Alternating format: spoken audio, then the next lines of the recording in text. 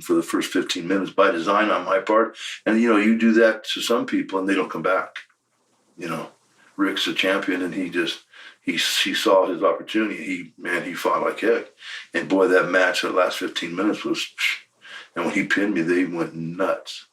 But it was like, we needed that 15 minutes of just, you could have dropped a pin. That sold out Charlotte. And that was designed by me. So, there's once again, it was a pretty good call on my part. Actually, a great call on my part. And, And supposedly there was something on Twitter with you guys lately. I actually didn't follow it on Twitter, but I heard Ric Flair say that there was some type of an argument, but you guys actually called each other and now it's sorted out. Yeah, we sorted it out. It's just, I was listening to this stuff about how he had blacked my eyes and he'd beat me up. And so I tweeted something about it. And, in response, I said, well, that wasn't the case. And blah, blah, blah. And then so he responded to me. And so we got into it a little bit. But all in all, Rick's a pretty good guy. He really is. He's a very good guy. And if he likes you and he's on your side, you have a real ally. I've never had a problem with him. I don't know what he feels about me at this point, but I know you said you were all cool the last thing I heard, so. You know what? I like Rick, and, I love working with him because, man, what a baby face. Good Lord. Jeez. He's got baby faces like that, Wow. And how did things change when Hogan came into the company? Well, just the dynamics, He came in and beat Flair 4 straight. And come on, it's like, Flair just beat me 2, and then 2 straight. And then it just changed. And I don't know if that was them or him. And, Sting was making so much money. I was making so much money. Flair was making so much money. And he comes in and making, triple what we're making. So it disrupted things. But, and you say, well, if he's worth it, but he didn't, the numbers stayed the same. Didn't get any better. And that's the bottom line there. The numbers didn't get any better. Now, I don't know what he did after I was gone or, what they did with the Nitro thing. Maybe it happened, but... But as a baby face, it was just after the steroid stuff. It looked like he was off steroids possibly at that time because he had shrunk significantly. Definitely was. Yeah, he had shrunk. Yeah. But, to his credit, he still looked okay, And what were the actual matches? What was he like in ring? Yeah, he was slow. I had to slow down substantially. It wasn't... you fight Rick, he's an athlete. Rick's the real deal. And I'm not saying Hogan's not the real deal because Hulk Hogan deserves every bit of credit you can give him for an in-ring star because he created that persona, everything. He did all that. But, he was slowing down at this point and had a bad back. So, he was doing the best he could with what he had. And he could still make it work. He could still put it up and put it down. And before we move on from WCW, Dusty Rhodes was a booker for a lot of the time you were in WCW. What were your thoughts on him as a booker? Best, man. He made Vader. The first day, he just said, Leon, we're going to put you and Sting together and we're going to light this house on fire because before that, they didn't have anything. They didn't have a thing. And then Sting and I caught fire. And then another 2 caught fire. And then the tag team caught fire. And then suddenly the company was on fire. So it's like, the term business creates business. And that's what this was, Sting and I was creating other things because people say, hey, they're doing it.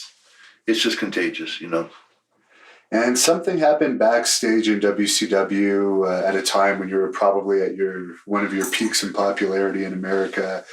With Paul Orndorff, my God, we've heard a lot of his side of the story. Yeah, stop right there. You know what? Paul has made a living talking about this night, and one of the things he says, and you know what? I understand Paul's sick. I guess he's got throat cancer. Is that right? Yeah. So it's hard to say this, but I was there that night, and Paul had a crippled right hand. His right hand was the same size as my wrist, all the way up to his shoulder, and that's the hand he he hit me with. So, real quick, I got to tell the story because I've heard Paul. You know, it's like he won't let it die. It's like 20 years ago he was saying this, and then today he's still saying it. He's still doing interviews about it. And one of the things he said was, I got 5 extra years of my contract. He kind of smiled, and I need to speak out because I never have really. I mean, I've told my side of the story, but I've always downplayed it. yeah, I always downplayed it. But this is the honest to God's truth. So help me God. This Eric Bischoff called me at 8 a.m. at the Marriott and said, "Leon, you have promised me pictures for a photo shoot for weeks. You got to do them today or you're fired." And he says, "I'm not kidding." So, hey, you get up and you go. And so I had lunch and I went, did the photo shoot, like 3.5 hour, 4 hour photo shoot, so exhausted. And I'm driving over to CNN Center. And when I left the photo shoot at the towers, the Atlanta Towers where the execs are, that's where the photo shoot was. I said, "Someone call and tell someone why I'm late because I don't want to go in there and have to explain myself." And they said, "We will, Leon. Don't worry, we'll take care of it." The photographers, And it didn't happen. Of course it didn't happen. So when I got into the locker room and sat down, Paul, first thing came in, "Leon, where in the fuck have you been?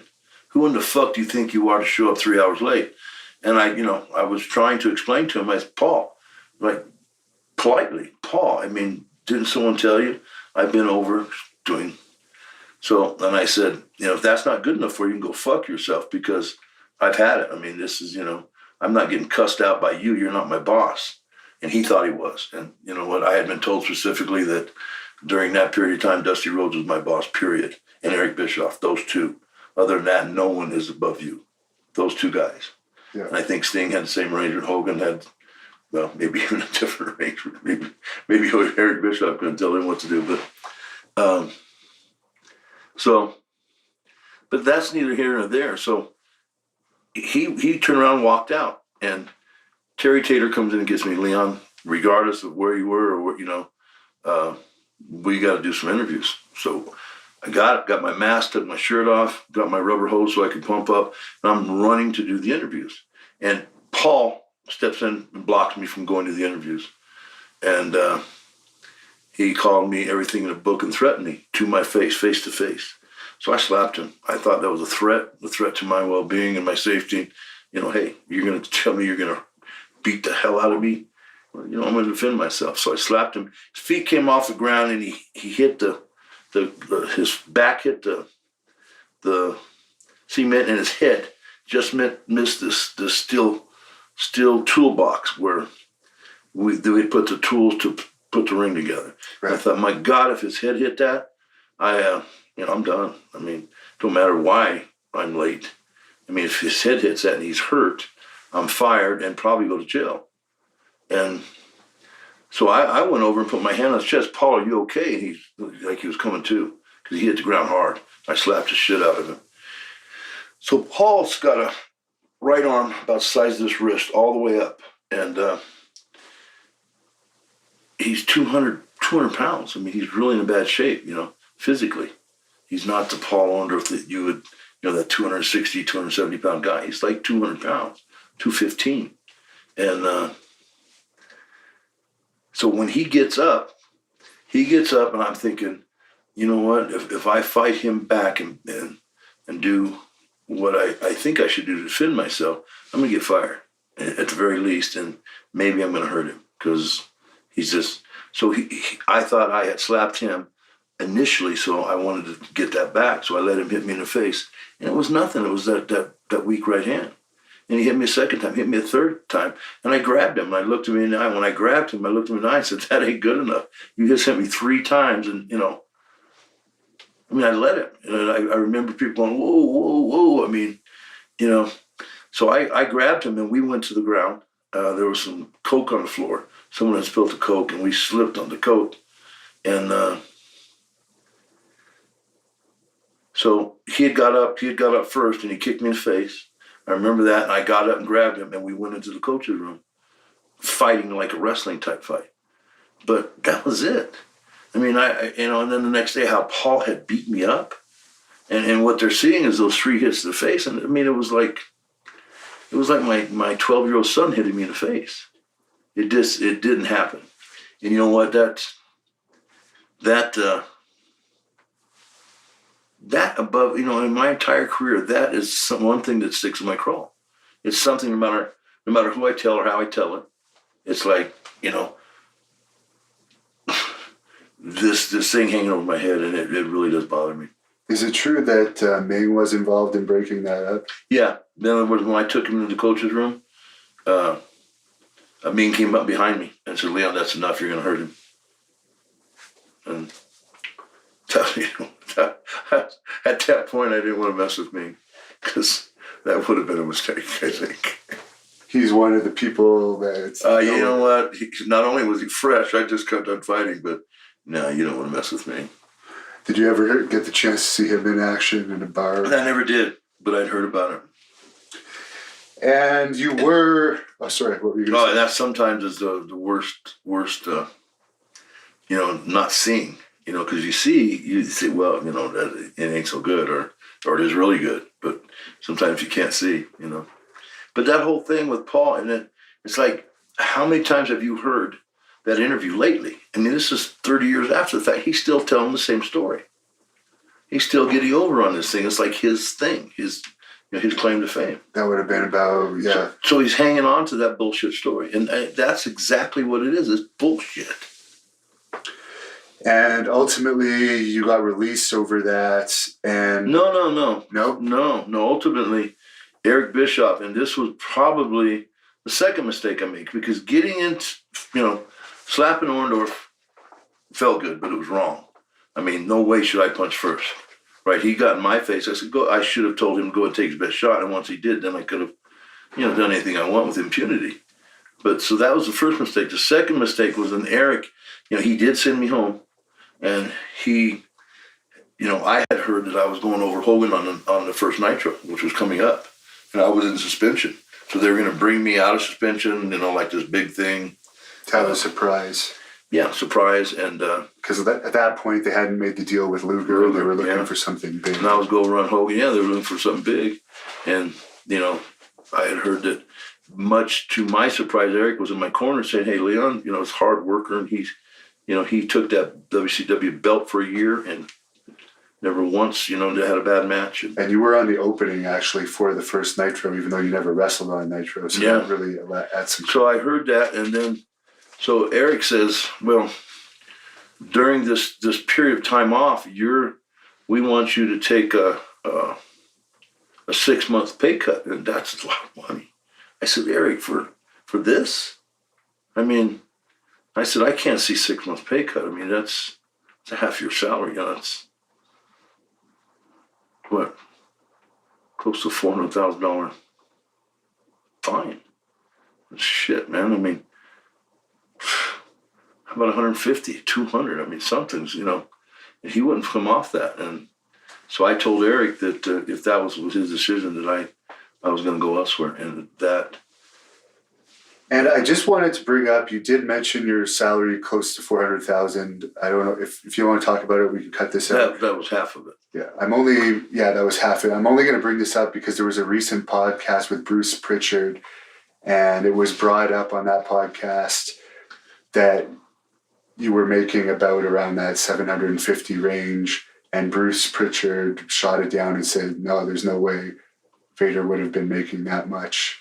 How in the bleep would Bruce Pritchard, a WWE official, know what I was making in WCW? Because the only two people that really know what I made was Eric, and I guess the WCW officials, the suits, and my agent and me.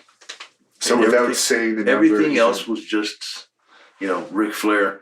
Well, come on, Eric, tell me. So Eric shoots out a number to make Rick happy, and Eric's not going to, Eric was under contract. I mean, he had signed my contract, and it said, confidentiality. We had a confidentiality clause. I didn't want no one to know. So, I mean, Flair, I'm not trying to badmouth Flair, but someone, hey, heard something and says something, So basically, due to that pay cut reason, that's when you started talking to WWE? Well, the fine. Oh, the fine. I didn't want to take the fine. Yeah. They said, you take the 6-month suspension and this fine. and you can come back. And you know what? And I said, come back with my full contract. In other words, he said, yeah, I'll do that for you. And in other words, the 6 months wasn't going to be deducted, which was very fair on Eric's part. And see, that didn't stick in my mind that I'd come back even after 6 months. Things would have been, I could have been in great shape, lost some weight, got tan, then came back and made a real run out of it. Whether it would have worked or not, I don't know. But I think I would have liked to have tried that, So what made you make the big jump finally? Well, I got a settlement, so we settled out on my contract, which was substantial because it was like, I don't know, six years left. But, if you multiply those 6 years of what I would have made, so it was a bad mistake on my part. But what, I don't know. I think pride. And, pride and business don't work. So that was a big, big mistake. Is it true that they were going to originally call you the Mastodon when you switched? Or there was talk to Vince? Yeah. Vince asked me, he said, what about the Mastodon? And you know what, looking back on it, I mean, why not make Vince happy? I said, no, I'm Big Van Vader. It's Vader time. And why would you change that? People aren't going to know who I am. And he said, they're going to know who you are. And so Vince was talking to me on the phone, trying to talk me into the Mastodon. And I tell the boss no. It's like, come on. So you think that could have been a nail in your coffin ultimately? Well, it was like I was so sure of myself. And, I was going in against Yokozuna. And here's this big 600-pound Samoan. And, I guess we had pretty good matches. It was just pretty much a slugfest. We stood there and slugged each other because he just, after a while, he couldn't move, Do you think they should have brought you in more with jobbers to kind of build you in WWE more rather than throw you in with a huge guy that's actually even heavier than you right away? Well, who knows what turned that whole thing. I mean, I don't know if I agree to the Mastodon, because he copyrights it. I guess that meant money for him. Yeah. And that's why he likes to own everybody's name. I guess. Well, but if you're getting paid, what do I care? So it was a terrible mistake. So the next thing I know, I'm with Sean, and you know what? You're doing a few jobs for the champion's one thing, and then getting jobbed every night by the champion is another. So that's where it all went south for me. And you were teamed with Jim Cornette as your manager. Yeah. What did you think of having him manage you? Well, I mean, come on. Jim's a great manager, but compared to Harley Race, it just didn't feel right, And regarding your feud with Michaels, I guess this was he's even openly admitted this now that he had, I guess, some medication issues and... You think? I didn't know he admitted it, but... well, now he's a born-again Christian. And you know what? I couldn't be more happy for him.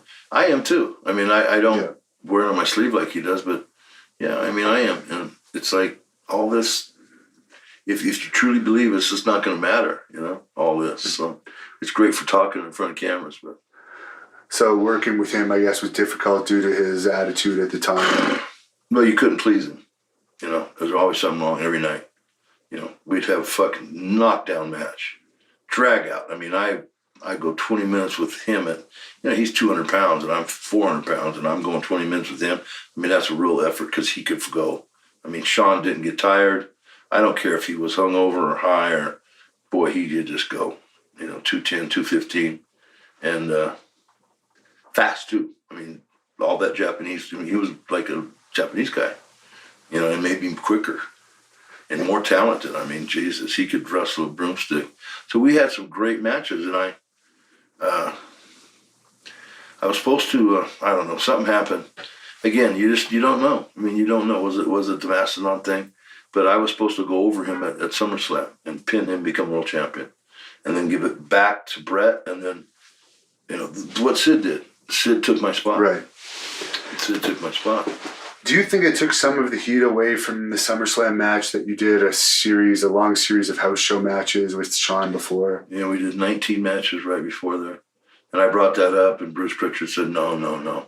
I said, what do you mean? I just because I just did them. he went over on all of those matches too, Yeah. right? Yeah. He was going over on, and it's like, why weren't we doing a DQ, the 10-minute DQ? And, it's like they'd given up on the angle. They'd given up on SummerSlam, and then they bitched at me because SummerSlam didn't draw.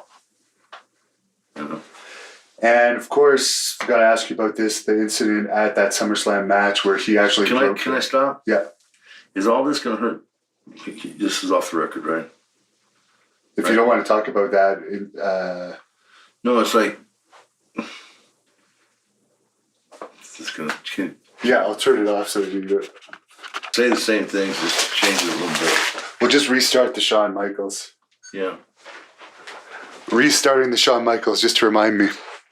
restarting the Shawn Michaels. That's not on my face anymore. You moved it a little bit. There you go. Okay.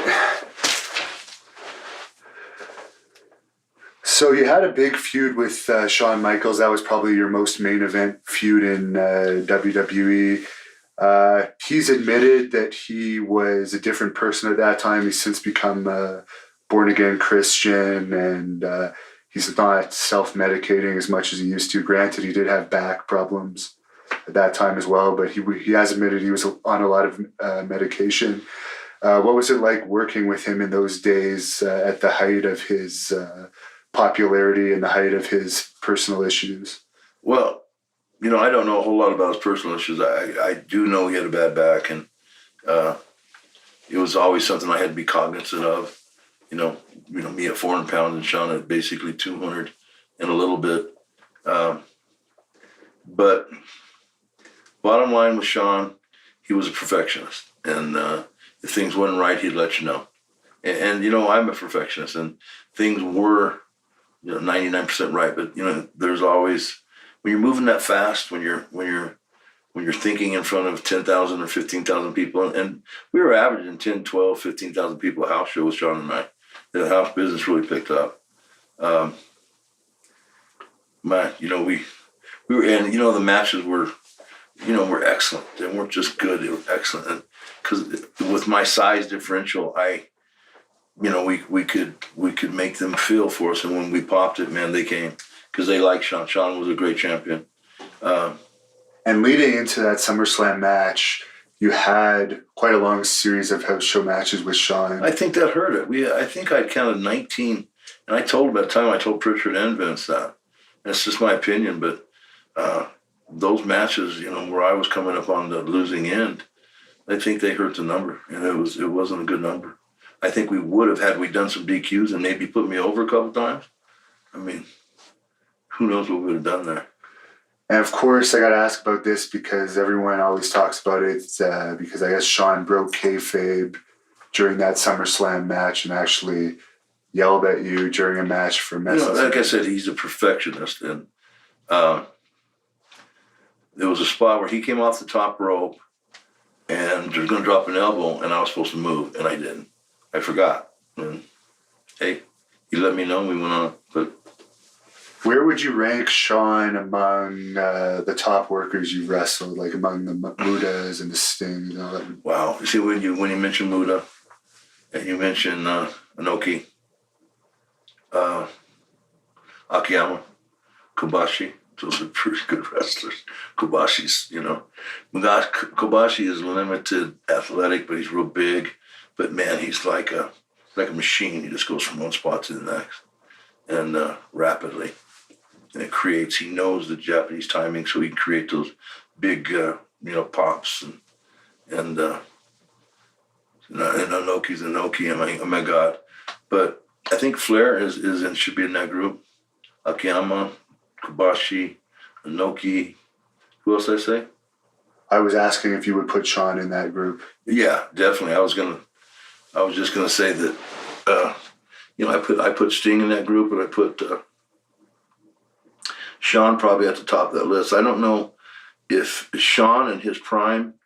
I don't know if there is a better worker. And I've kind of flip-flopped this and saying that Mizawa. Probably Mizawa in his prime. Mizawa in his prime. Because Mizawa, he gained a bunch of weight, started smoking, and was chain smoking. when I worked for him and for Noah, he all day long, every day, until he got in a match, he would smoke a cigarette one after another. And you know what? Still go 20 minutes. It's just incredible. With Japanese style 20 minutes. So I think Sean and him in their prime would probably, and I'm talking about Mizawa's prime, probably when he was, in his early 20s, 22, 23, 24. And Sean, of course, is known as a great worker, a guy that's known a lot of times as a difficult worker, as the Ultimate Warrior. You had some matches with him in WWE. What were those like? Yeah, the Warrior we can't really mention him in this group, but for me, I mean, it just, I think the Warrior wanted, in other words, Warrior was used to people just standing back and watching him work and letting him do things. And with me, it wasn't like that. So, we'd lock up and engage him. And so I think he got really frustrated with what I was doing. And like, no one treats me like this. So, well, wait a minute, why not? So. Is it true that once at a house show, you actually walked to the back in the middle of a match because you became frustrated with him, and then you ended up coming back to the ring to finish? I don't remember that. I really don't. And I'm not trying to cop out, but I really don't remember. So that was one of the things that was discussed on the Bruce Pritchard recent podcast. And another thing that Bruce brought up was, I guess there was a rib played on you by Vince and Owen at the Slammies. Yeah. I was pissed, legitimately. And you know what? If I could have caught Owen, but Owen, he was too smart. As soon as he did that to me, I really reached for him. All my NFL speed exploded, and I couldn't catch Owen. So, were you working for the company the night that he passed away? No, I wasn't there. Were you close with him at all? Yeah, Owen. We started in Japan. One of my first trip to Japan, Owen was on the roster. Him and Steve Blackman, they were there. Speaking of Steve Blackman, he's actually come out with a story where apparently, I'm not sure if you're aware of this, but apparently there was some issue with you guys in Japan, and he showed up at a WWE show wanting to fight you or something. You know what? If he wanted to fight me, why didn't he? I mean, I don't have anything good or bad to say about him. I don't think about him. I don't know. But it's like suddenly everyone's coming out of the woodwork now with, it's like, I don't know. It's just one after another.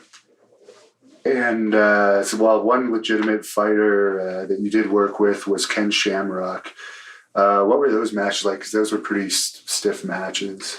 Well, I broke his ribs in the one cage. The floor was like cement. I mean, literally. And I picked him up, and I think I'd hit him in the ribs with a clothesline type thing. I caught him pretty good, and then picked him up and slammed him, picked him up over my head, pressed him, and brought him down, slammed him on that thing. Because you know what? Kenny was laying him in there. I mean, he'd hit you in the face, and so you didn't mind hitting him back, or you didn't mind slamming him pretty good. Like, hey, if you're going to do that, and, I'm going to do this. And but nothing but good things to say about Shamrock. But he started coughing up blood. So, and with the match, I won by, he just couldn't go. And you had a couple matches with Ahmed Johnson, who was known for being a bit of a sloppy worker. Did you have any problems wrestling with him? No, he was a big, strong brawler. Yeah, big guy. And working with Bret Hart, what were your memories of working with Bret? I know you were part of that Canadian Stampede match against him, I believe. I didn't understand. It's like when you fight Shawn Michaels, you go, wow, there's real talent. Ric Flair, same thing. Sting, same thing. Inoki, same thing. All those guys over in Japan, Akiyama and Kobashi, and, wow, these guys are talented.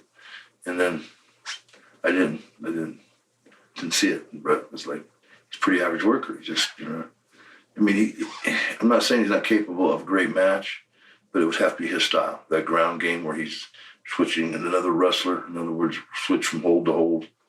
But he couldn't adapt and get out of that style. You know, Was Bret Hart ever over really well in Japan? I know he spent some time there. I don't remember it. I don't remember Owen. I mean, you see that? I'm going to put myself over, but I mean, I don't know. Hogan got over in Japan, right? Right. I got over in Japan. Stan Hansen got over in Japan. I mean, I think Shawn Michaels, being as small as he would have had a little more trouble because they would have peppered his ass. He would have really had to fight, but he would have got over. Flair would have gotten Flair. But you know, even Flair, did he really get over like Stan Hansen or? He wasn't on the level of those, but he fought top guys, I guess. Yeah, but was he over like that of Stan Hansen? You know? I don't live in Japan, but I wouldn't say he's considered one of the guys on your But, level. I mean, he got over. I mean, but I understand what you're saying. But it's like, it's, I don't know. It's easier said than done, you know, in both places. Did you work with Vince Russo at all in WWE? Yeah, a little bit. Yeah, has his own podcast now, right? Yeah. Yeah. I got an email that he wants to interview me. But you never had any issue with him.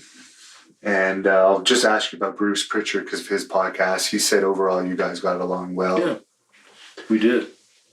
I thought so. And I guess your last match in WWE was against Edge.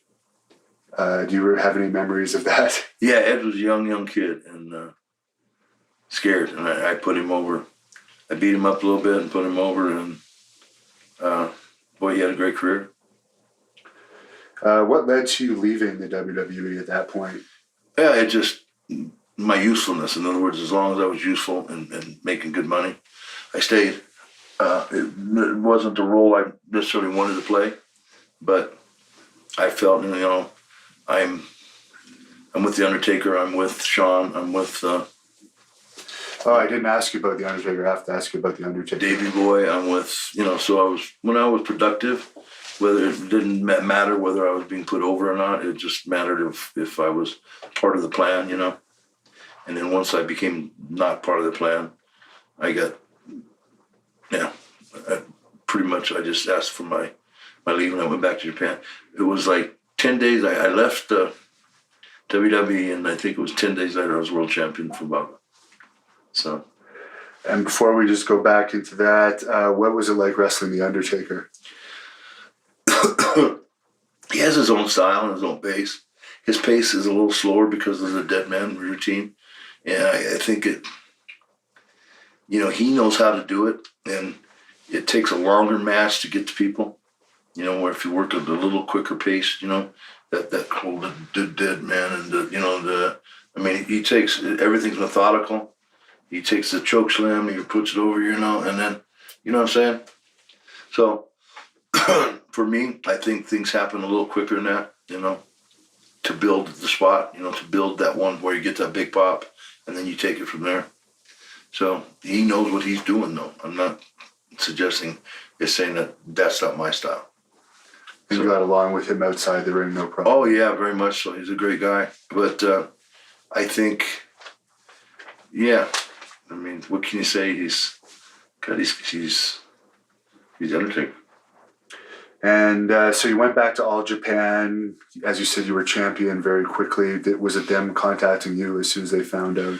No, I had something set up. You know, I had talked to Stan. And Stan said, Bob, I want you at this much money. And that as soon as you get here, they're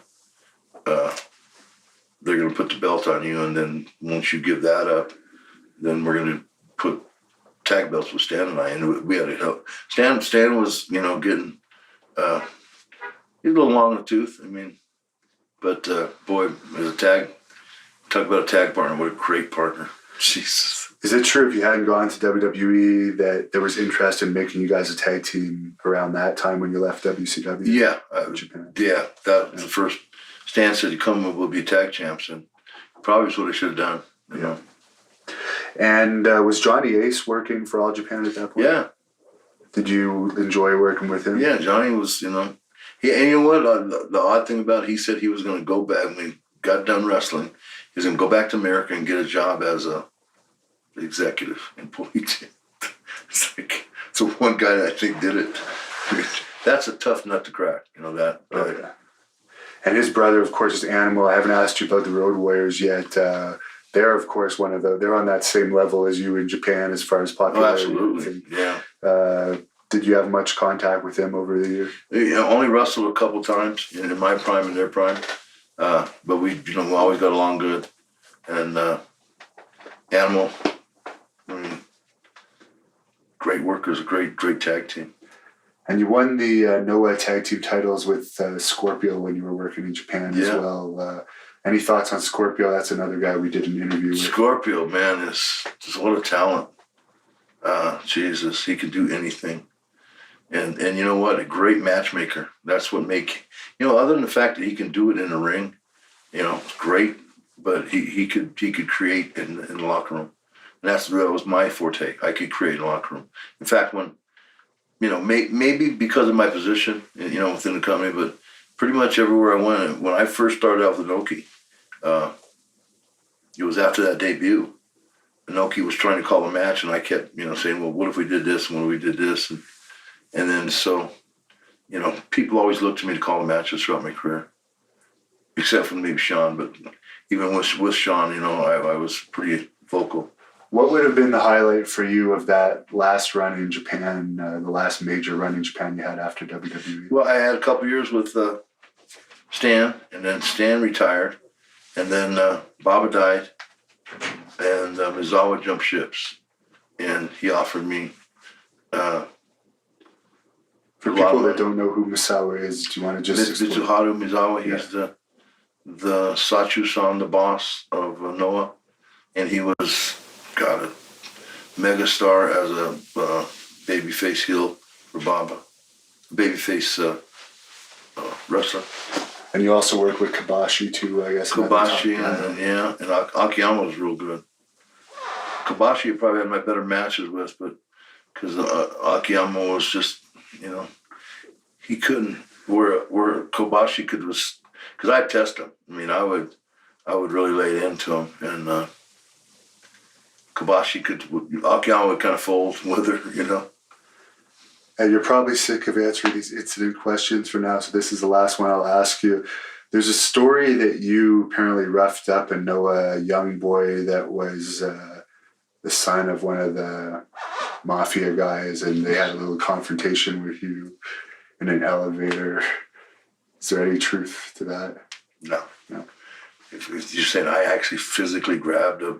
No. The story is there was a young boy in Noah that I guess you had one of your regular Vader style matches with, nothing totally out of the ordinary, but because he was connected. You have to understand my position at this point. I mean, from Inoki, New Japan, to All Japan, to, it's like Bruiser Brody fighting Young Boy. No, do what you want. Beat him up. Unless you really hurt him, which I never did. Right. If you tried to break his wrist or his neck or something, maybe they would. Yeah. But no, it's good for him. That was their style. Right. So that's just rumor. Just bullshit, like everything else, like a lot of things are. And you ended up having a couple matches in TNA. Any thoughts on those? No, they don't. It was, it was time to me to slow down. You know what? I was really getting out of shape at this point and gaining weight. So I took a couple years off and I made a really big run, comeback. I'd gotten in great shape. I think I was like 400 pounds and just really overweight and out of shape. I was just tired. And you know what? My knees hurt so bad. In other words, when your knees go at my size, they go, and its pain is so bad. In other words, you're taking 8-10 pain pills a day just to walk around. And then you would wake up in the morning, you'd take 2 or 3. And then about halfway through the day, take 2 more. And then match time, take 3. get to the match, and after the match, they really hurt. You have to take, so it's just, and you're getting drugged out. I mean, it's starting to show. Um, this is, 25 years ago. So,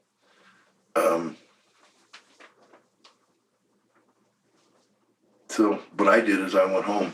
I knew that I just couldn't wrestle anymore with his knees, so I got him replaced. I was living in Denver, and I got a doctor, and I replaced him. And man, it's like, I decided, well, God, someone said, Stan said, Leon, I got new knees, and they're great, and you're going to find out they're great because that's who I was listening to. Stan's knees went, and when his knees went is when he retired.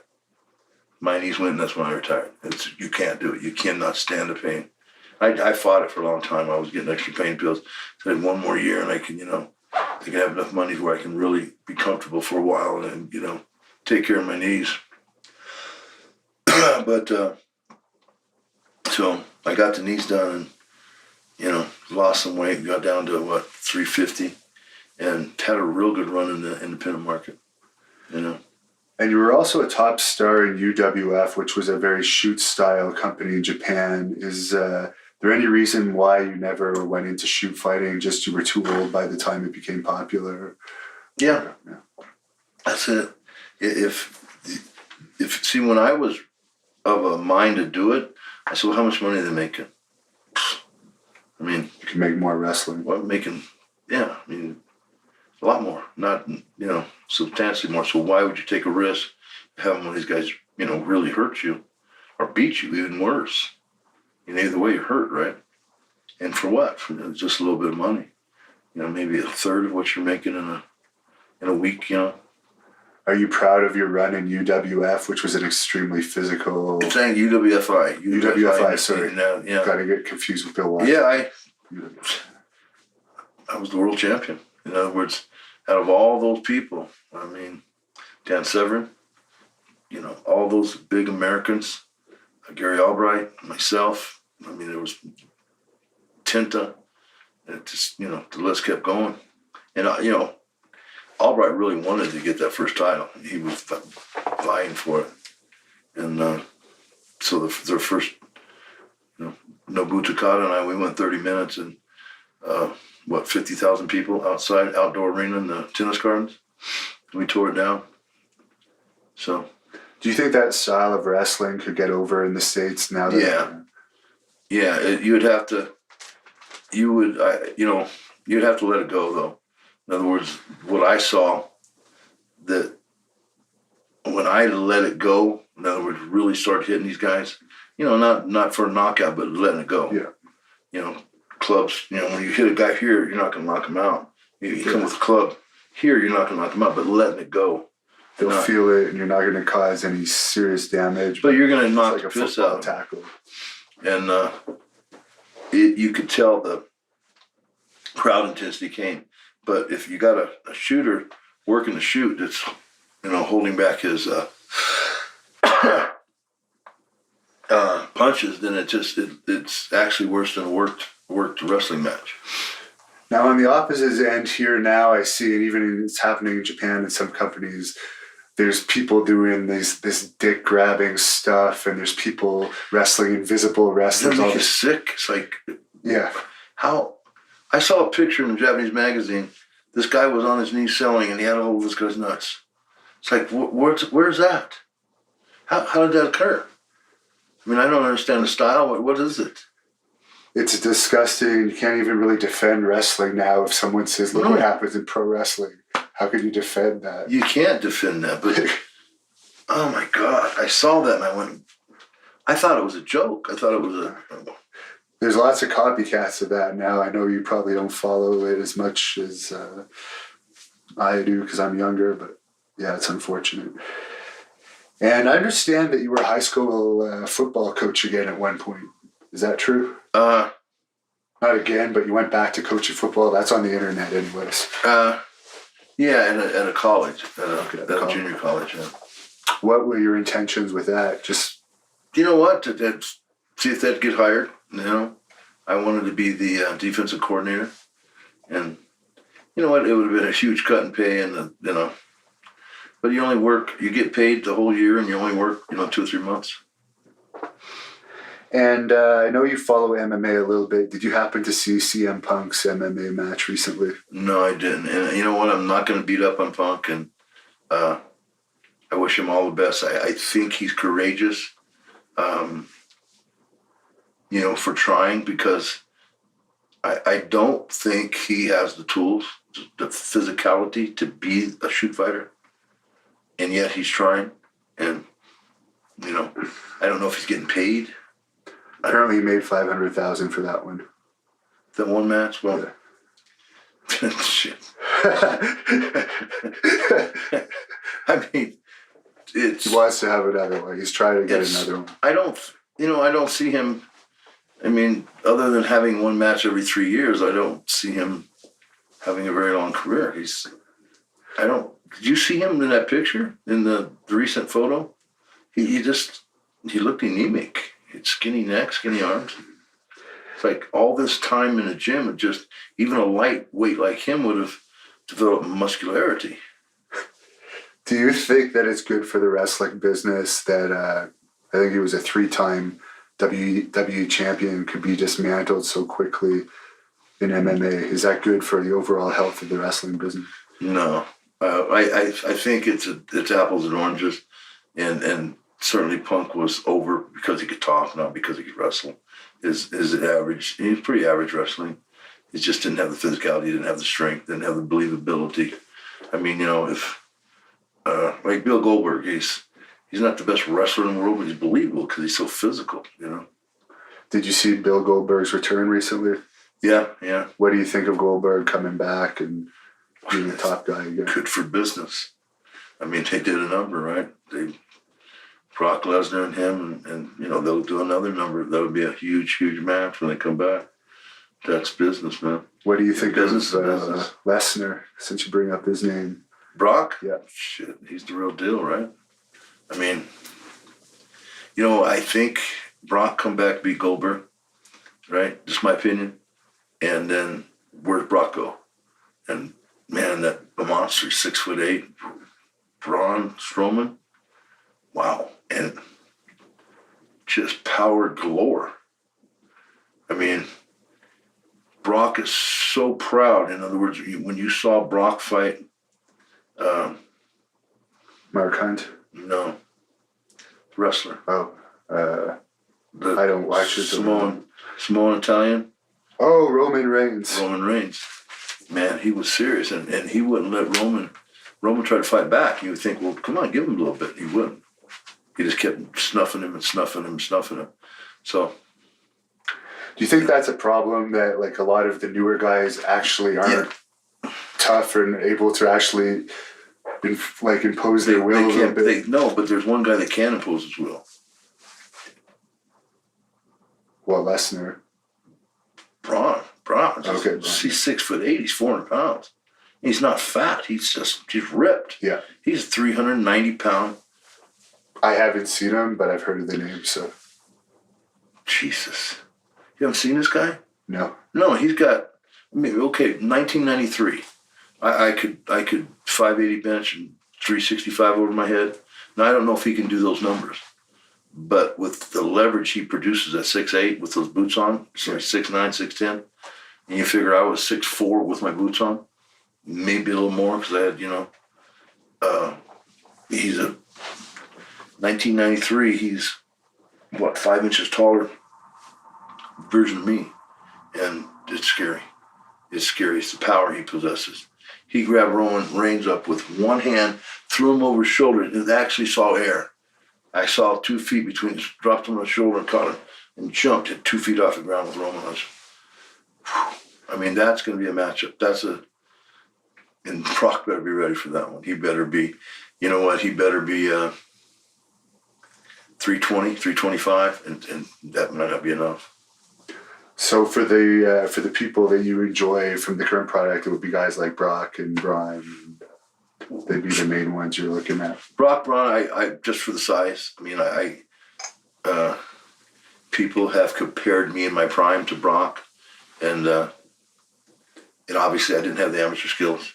So in other words, if I would have fought Brock, maybe if I could stalemate him standing up, he could always take me down, and when you get tired, a guy that's an amateur, that's got amateur skills, is gonna get over.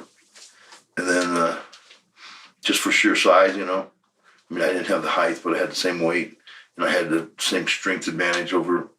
It's like he has no fear. I mean, it's just, and Brock's the only one that could even come close. What do you think of Randy Orton? Good worker, probably one of the best workers on the roster. Yeah, probably the best. I don't think he's ever. I don't know. I don't know why he's. Has he been champion? He has, right? Oh yes, many times. Yeah. I think he may have been the youngest champion ever. Yeah. And John Cena, I got to ask you about him. It's hard to argue success. I mean, Jesus. God, he just broke Ric Flair's record. Making one year he made $25 million. He's doing great.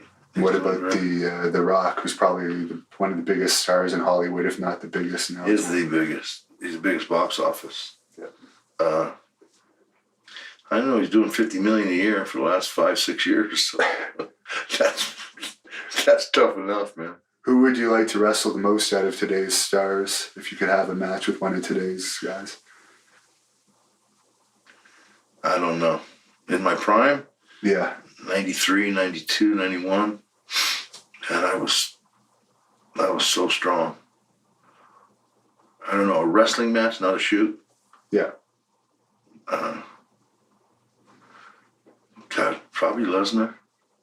And right after he beat Braun, because you got to figure they're going to put him over. That'll be Braun's first defeat. And you got to watch this guy if you haven't seen him. You haven't seen him yet? No. No, since he came, brother, he's a foot taller than everybody. He's as tall as LeBron James. He's 400 pounds. That's impressive. I will. And he's not. You know what? There's not an ounce of fat. It's just ripped. That's scary. What do you see for the future in general of the wrestling business now that there's only really one main company in North America and worldwide, really, but New Japan still exists. It's pretty strong. But it seems like the wrestling business overall, there's less places to work for wrestlers. Do you see that a bright future? Do you see other companies popping up? Yeah, I see other people. You know what? It's like Japan is limiting access. You have to pay your own ticket to get over there, right? Unless you're with New Japan, from what I understand, if you're an American, yeah. Yeah. There's less money in so other they're companies. They're limiting access, and you really want it. You really want to come. There's one kid over in England, a little lightweight. Oh, Will Ospreay, that I think I've heard that He's really talented. I had a match with him. My back was hurt. I couldn't do much, but I beat him and went over and he's real talented. He's got a lot of great gymnastic skills, and he's leaning toward the gymnastics side rather than the story side. And what he needs is just bring it back a little, bring the gymnastics back just a tad, and tell a story. And man, he'd be so good. It's scary. Did you enjoy that match? Yeah, I did. Just him flipping around, me catching him, and choke slamming him, and then beating the hell out of him for a little bit, and then let him do it again. It was just a series of spots. Nothing complicated. Just me stopping him, popping him, popping him, popping him. You got someone that can do. He's phenomenal. He's not just good. He's phenomenal. I understand the crowds are pretty good over there too. Yeah, they were hot. They hated me. It was like, fuck, bleep you, Vader, before the match. I never heard that. Straight out. The FUC and the bump. If any UK promoter sees this, would you be open for a rematch with him? No, he's already said he don't want one. Yeah. Oh, what's the reasoning for that? Because I told him I knew I had to go over because I'd never get a shot at him. Yeah. So I got over there, and we hadn't talked about who was going over, and I said, well, I'm going over. That's why I'm here. And it was like an old ring general, making sure I went over because, if he's getting all the high spots and then he goes over, it's like, what's left for me? Yeah. I mean, I would heat him. So. I would heat him, give him some heat, and then pop him, right? That's what the match was about, so I had to go over. And people don't understand that. So, you're old and you're retired, but, why would you put him over? And they were kind of upset that they did. And what would you like your legacy to be in this business when people look back on it? I don't know. I'm getting, best big man ever, best super heavyweight ever. I think that's realistic. I don't know, I don't know. That's every tweet I get has something to do with the Hall of Fame and being, the best ever at either the best big man or the best super heavyweight. I think more appropriate the best super heavyweight because, there's like Andre's a giant. I'm a super heavyweight. Undertaker's a big man at 320. Right. Kane's a big man. And just to set the record straight, in my opinion, anyways, a lot of people will put Bam Bam Bigelow in your category as best heavyweight. But was he ever as over as you in Japan or really in North America? He was on the title in Japan, set the tag belt with me. And there's a reason for that. He couldn't put, after 10 he was done. And they needed you to go 15, 20, and 25, and often 30. And I had conversations. I said, why not drop to Bam Bam? Because you can't depend on him to be in shape.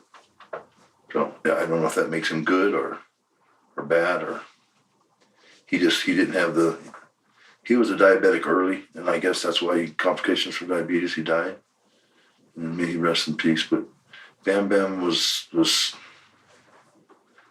really talented, and as a tag team guy, because you could go spell him, and vice versa.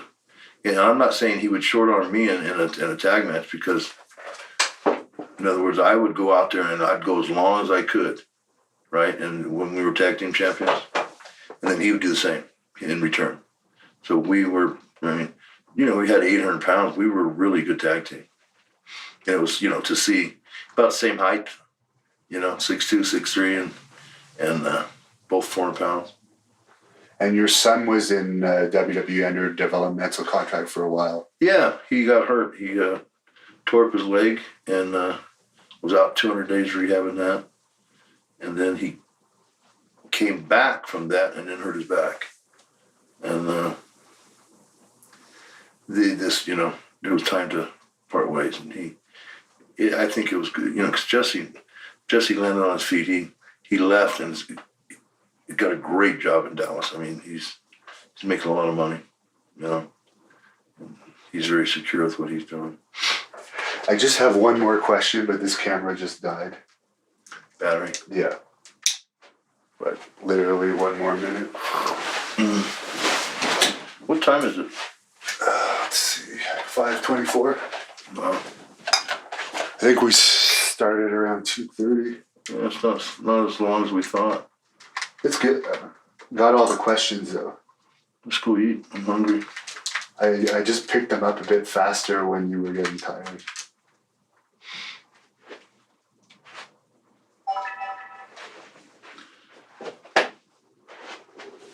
Oop.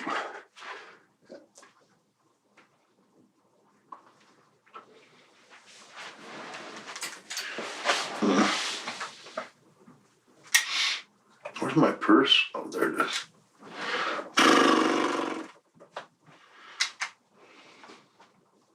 Yeah, I don't, I want to hit Chael, but I don't want to hit him hard, because it's like, that's what he wants, when I start thinking about it.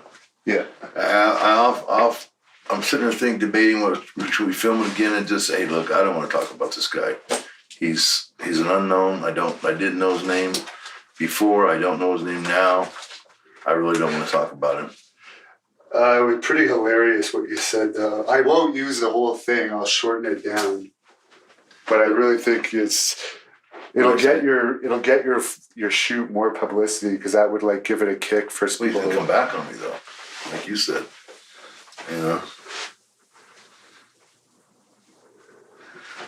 Right now I couldn't fight him because of my back, but I got an injection in my back, right, cortisone, and I went and worked out that day, and since then I can't hardly walk. And you're supposed to wait 2 days. So, yeah, the more you wait, the better. Yeah, and then, so in other words, that medicine is spread out. I think I spread it out over the whole back, and it's hurting.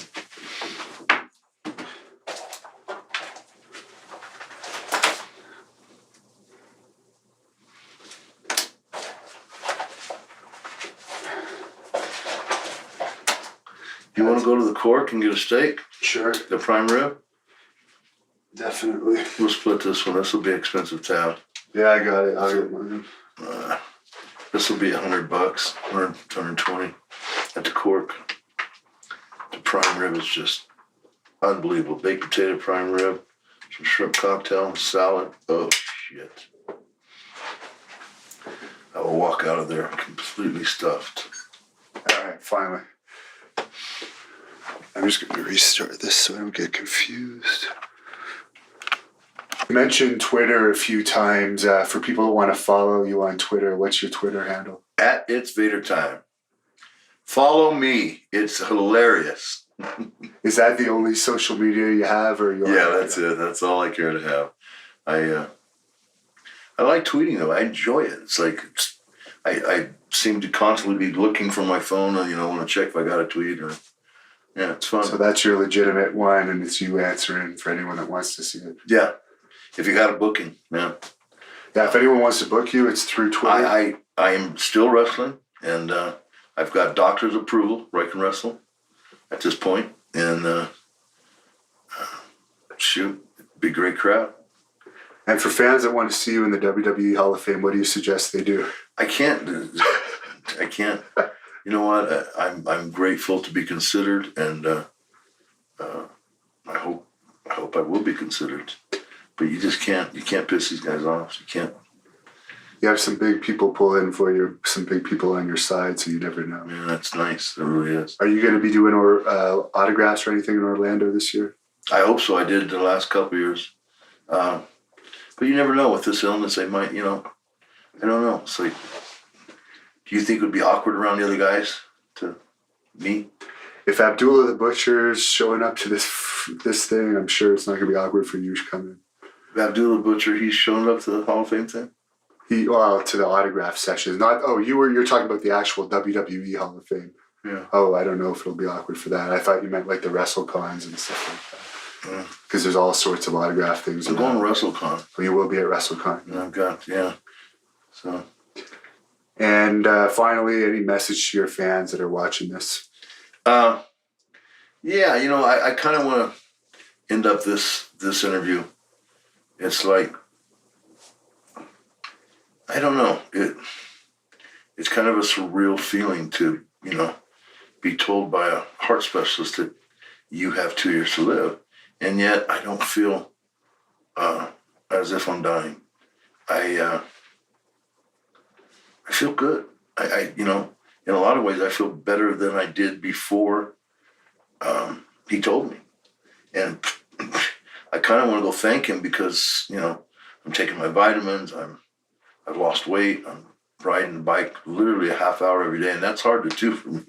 Because it's just mentally you get to 15 minutes and you go, oh, that's enough, right? But I push forward to 30 minutes, and I'm working out every day. So I feel good. I'm looking better, and I kind of owe it to this guy. So, but I will probably be coming up with an announcement soon. I'm going to Atlanta and spend some time with Diamond Dallas Page, and the goal is to lose 100 pounds and eat better, and he's going to take care of all that. And I can't thank Diamond enough, but you know what his signs are? His Twitter and all that? We'll put it at the end of this. Yeah, please do. Diamond Dallas Page, at Diamond Dallas Page. It'll be in the end credits, anyone. Yeah, end credits, and then I'm going to go to Plano, and again, there's some of the best heart people in the world, and the United States and the world. Let me put it that way. So, I feel fine. We'll take it from there. All right. Thank you very much, and best of luck with your health. You bet. Well, can you finish it off with It's Vader Time? No, just kidding. Sure. We'll do that for your fans. What do you want me to do? I'll just edit it in. I'll ask you. I'll ask it for you. And just for your fans, can you give us one? It's Vader Time. You think it'll be the last one ever. That's why it's not going to be the last one. But from the power I said, from the power of the Rocky Mountains and Boulder, Colorado, I bring you the Prince of Power. For it's time, it's Big Van Vader time.